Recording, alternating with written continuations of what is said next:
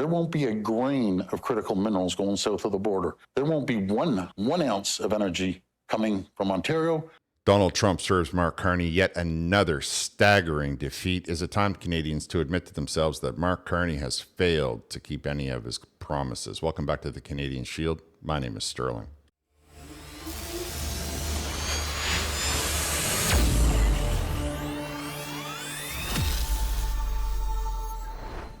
Donald Trump has purchased yet another Canadian critical minerals company. While he secures that for his own country, Doug Ford claims that he's going to be cutting off the supply of critical minerals coming out of Ontario because the economic prospects of Ontario are not bad enough.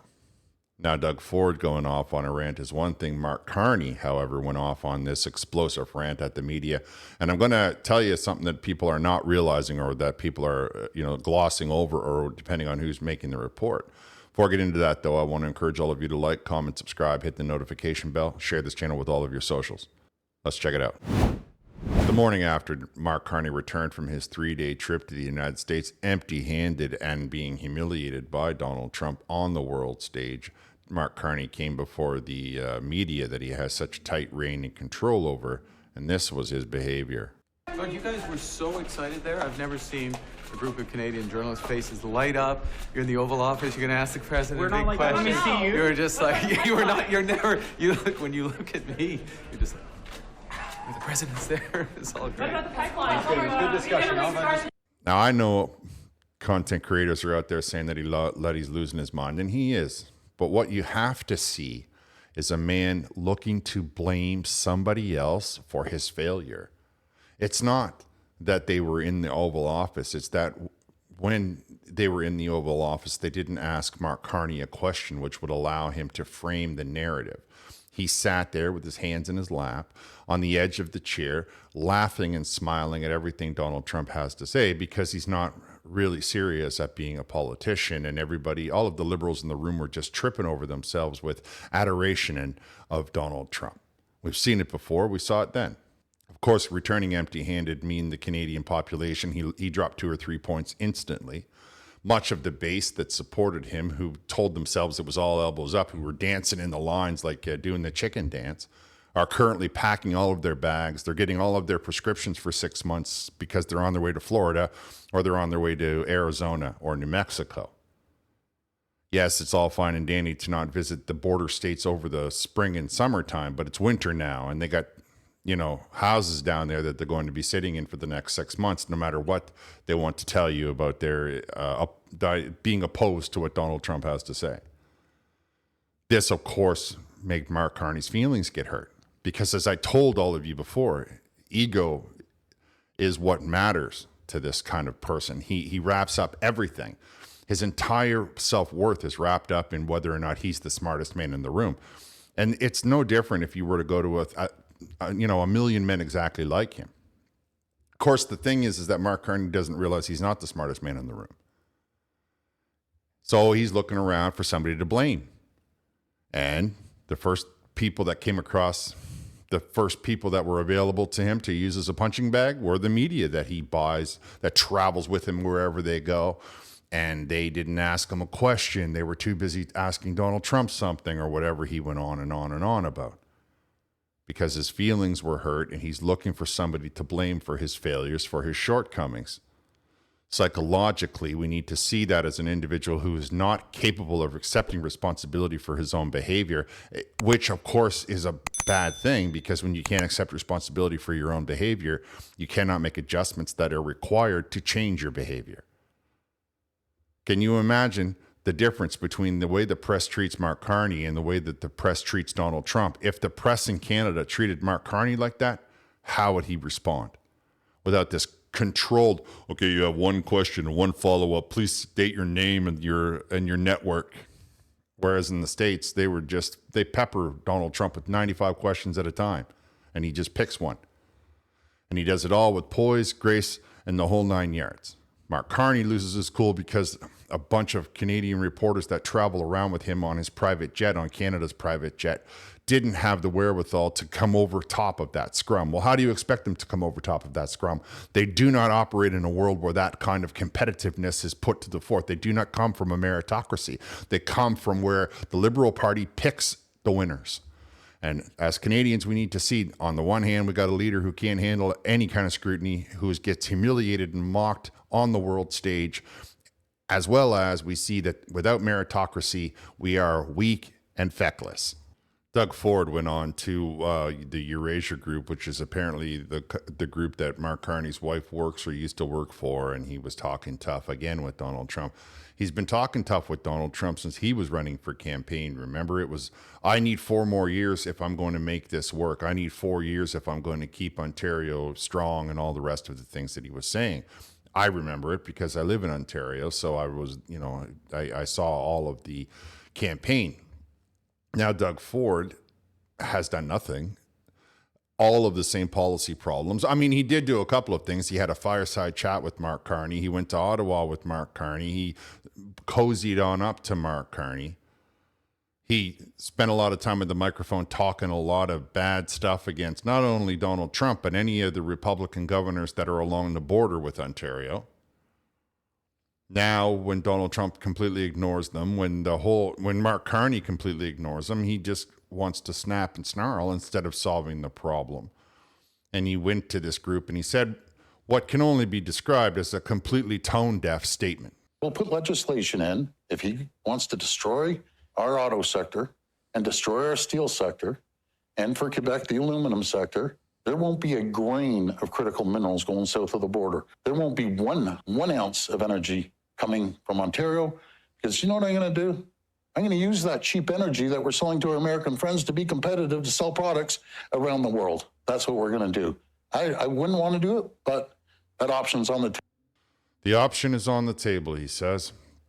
And he, just like Mark Carney, has chosen not to do that. I mean, just think of what he just said. He's like, oh, if he doesn't do it after all of this time, I'm going to turn around and use it to make Ontario stronger. I'm going to turn around and do it to sell it cheap power to make more products to sell.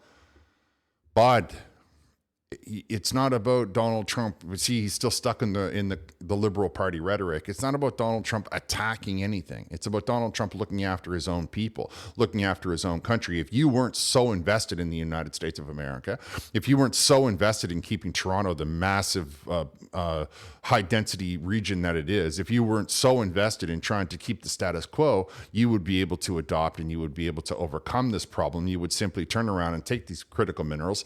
You would say to Donald Trump, sorry, man, I got to use these because you're making these adjustments, so we also have to make these adjustments. You're sitting there holding on because Mark Carney wants you to believe that in 4 years a Democrat will be hired down in the United States and everything will go back to the way that his overlords want it to be. It's not going to happen. The economy is starting to go quite crazy. Yeah, they're paying a little bit more for their trucks, but that'll level off. That'll balance out. That doesn't stop anything. The companies are going down there.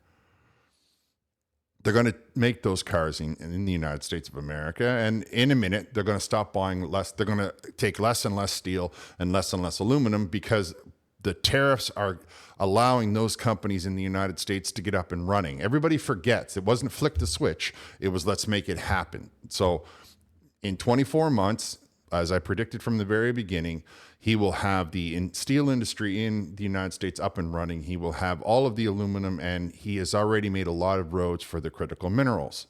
Let me give you some examples. Like now remember, Doug Ford is just sitting there saying, I'm not going to sell him any critical minerals, and I'm going to make sure that I use that cheap electricity to help Ontario. That'll teach Donald Trump.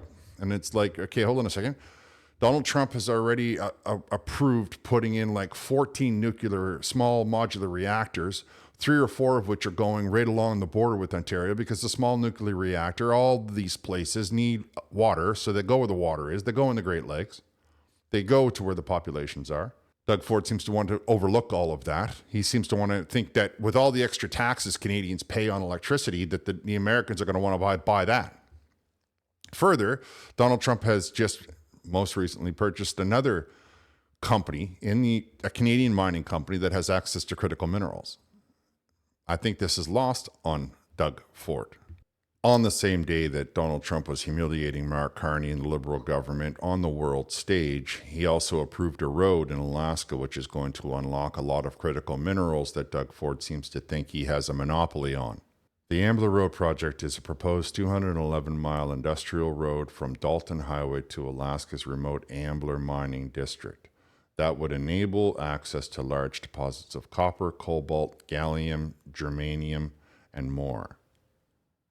In addition, the U.S. government is announcing a partnership with Trilogy Metals, which is a Canadian company, Trilogy Metals, investing $35.6 million to support mining exploration in Alaska's Ambler mining district. So not only is he building a road, but he's allowing people to run around and get an exact idea of where those minerals are.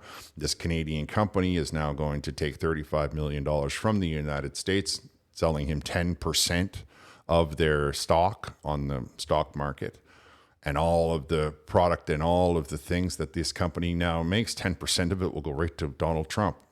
The investment makes the U.S. government a 10% shareholder in Trilogy Metals and includes warrants to purchase an additional 7.5% of the company. In a little while, they're going to purchase another 7.5%, which will give them 17.5% of the company, which will give them a considerable amount of pull with this Canadian minerals company. So now that's another Canadian minerals company that Donald Trump and the American government has taken, let's call it, stock in. They've dumped $35.6 million into it. So that's a lot of money for exploration, for mapping, for all of the stuff that these geologists do. Because remember, the first pass is always geologists.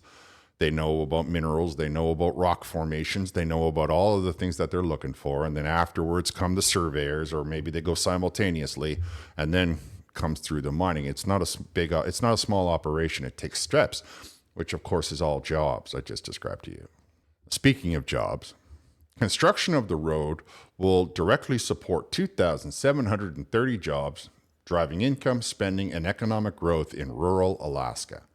Alaska is projected to receive more than $1.1 billion in revenue from mining licenses, tax revenue, corporate income taxes, production royalties, and claim rents associated with this project. $1.1 billion off building a road to a mining industry up north in one of the most remote parts of the continent. And you hear Mark Carney talking about how he's going to tell you whether or not we might start something 2 years from now, 4 years from now. It's ridiculous. The man is not going to allow Canada to develop its own product. If he was going to allow Canada to develop his own product, he would have been able to utilize the mining companies that are now currently in the pocket of Donald Trump and the American, in this case, Department of Defense. And just building the road will bring nearly 3,000 jobs to the area. That's a lot of fuel. That's a lot of coffee shops. That's a lot of trucks. That's a lot of product that is going in, and economy and money and all of the things that economies utilize to become stable. Meanwhile, Doug Ford's sitting there saying, I'm going to cut off all their critical minerals. They don't really need your critical minerals.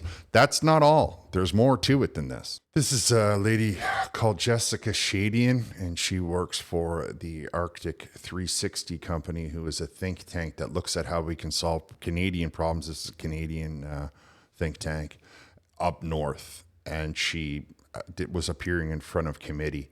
And I'm going to do a separate one on some of the things that she had to say, because she endorses what I've been trying to tell you guys from the very beginning. That's a different video. In this one, I just want you to hear what she says about Donald Trump's purchase of this company. She said this to committee.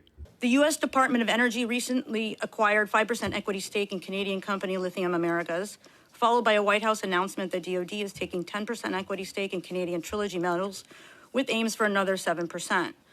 The U.S.-Ukraine Reconstruction Partnership Fund gives the U.S. 50% of royalties, license fees, and payments from minerals, hydrocarbons, and related infrastructure development projects, and first choice to acquire them. The Armenian-Azerbaijan Transit Corridor, a U.S. 99-year lease, aims to develop energy, critical infrastructure, and digital technologies. The Northwest Territories Fortune Minerals already has received U.S. Pentagon funding. And this is just all aside from China. So just to recap, Donald Trump put 5% into the company that has access to the largest lithium deposit in North America, or known lithium deposit in North America. He's purchased some some stock from a company in Greenland that has the largest known deposit of lithium on Earth. He last year invested money in Fortune Metals, which is up north, and you heard her say that. He just the other day, the same day he was, making a laughing stock out of Mark Carney on the world stage, invested $35 million in Trilogy Metals. He put $200 million into the road, the 211-mile road in Alaska. And on top of all of that, he has 50% of the stuff coming out of the Ukraine, if they can ever get that developed, and he gets first choice to buy it. So it's 50% that he gets, definitely. And if Ukraine says, well, okay, with our 50%, we're going to sell it to so-and-so, the Americans have the right to say, no, we're going to buy that too. And he developed what she called an energy corridor when he brought peace to that region. Of course, that's how he brought peace to the region, with that energy corridor, which of course is just code for, we're going to build you a pipeline to get all of the oil out of one part of the region and sell it into Europe. That's exactly what that is. So I don't know where Doug Ford gets this idea that, Donald Trump is going to be waiting on the critical minerals coming out of the Ring of Fire, an area that doesn't even have a road in it, an area that is hampered by the Liberal government's policies, 9 laws. I mean, don't go thinking that the 9 laws are only going to be harming Alberta. They are also harming any development of mining. And Doug Ford sitting there in the chair talking like he's been talking for a year. Donald Trump is making moves. Donald Trump is doing stuff. Donald Trump is acquiring Canadian mining companies. If you feel for 1 minute that Trilogy Metals is going to be able to tell Donald Trump no way when he owns 17% of their company, you are incorrect. You don't understand how big business works at all. And Doug Ford shows that he doesn't understand how to create big business. Because if you have critical minerals and you have cheap electricity, what you don't have is the political will to start to allow people to bend some grass, to put some shovels in the ground. You have only this desire to keep everything the exact same way that it is. You want to sell everything down into the United States. You don't want to allow the entrepreneurial spirit of Canadians to start small businesses, to start businesses in regions. Yes, some of them might turn into corporations, and yes, it might influence some of your closest donors and some of your closest friends, but that's too bad, because it will help the Canadian population. It will help the middle class. It will help the lower class to get jobs. You get tens of thousands of guys in Southern Ontario who are about to be without work, and that is going to put strains on their entire life, including their relationship. I mean, we know that when financial problems are one of the biggest reasons that people get divorced, which of course is going to lead to a whole host of concerns and a whole host of expenses for both the government and the people.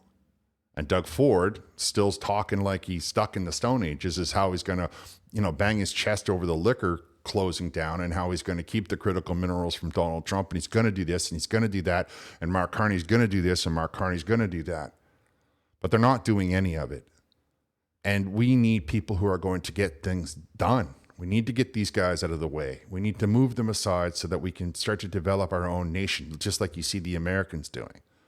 Some of the things might cost them a little bit more money right now, but they're happy to do it, because they know that they're improving their country. That's what's called patriotism. That's what's called national pride. Of course, with the Liberal government, they don't allow for national pride. They keep everybody separated so that they can themselves get votes when they don't deserve them.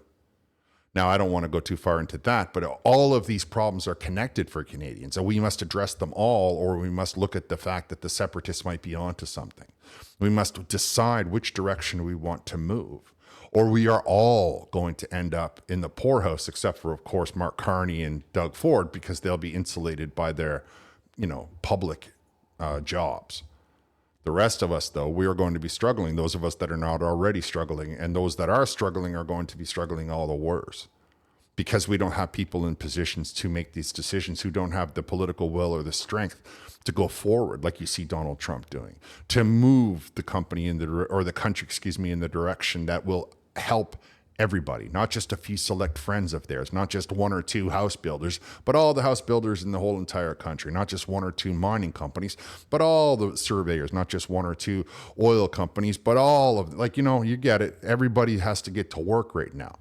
Now, of course, I have said in the past that one of the things that we should be doing as a nation building project is the magnetic levitation. I will cover that coming up. I just wanted to let you hear how Doug Ford says a bunch of stuff that either he's not keeping up with the press like I am, or he's ignoring that in an effort to just make people think that he's talking tough. You know what's tough, everybody? What anybody out there that are liberals, and I know I have you because I see, your comments. You know what's tough is hunger. Hunger is very, very tough. That is something that nobody is like, that doesn't care about your political stripe. So don't go telling yourself that you're voting for something when you vote for the Liberal government. All you're truly voting for when you support the Liberal government, when you support the far left policies, you're supporting poverty. That's what you're supporting. You're encouraging your friends and your family and your loved ones to become poor. We have everything that the world needs. We have everything that the world wants. What we don't have is government that is going to allow us to get it out of the ground. We don't have a government that realizes the best way to export our ideology to the planet is to put a made in Canada stamp on it. And then when they go to buy it, they will listen to us just like they listen to Donald Trump, just like they listen to the Americans, because the Americans have that kind of influence because they look after their own. This is not a hard concept. And it might be difficult for some of you that are listening to my voice to wrap your mind around. It's clearly difficult for someone like Mark Carney and Doug Ford to wrap their mind around. But I'm here to tell you that it can get done. We can do it. We just have to get these roadblocks out of the way. That's just my opinion. You can let me know what your opinion is down in the comments. I'm going to wrap here. Thank you for listening. I'll talk to you next time.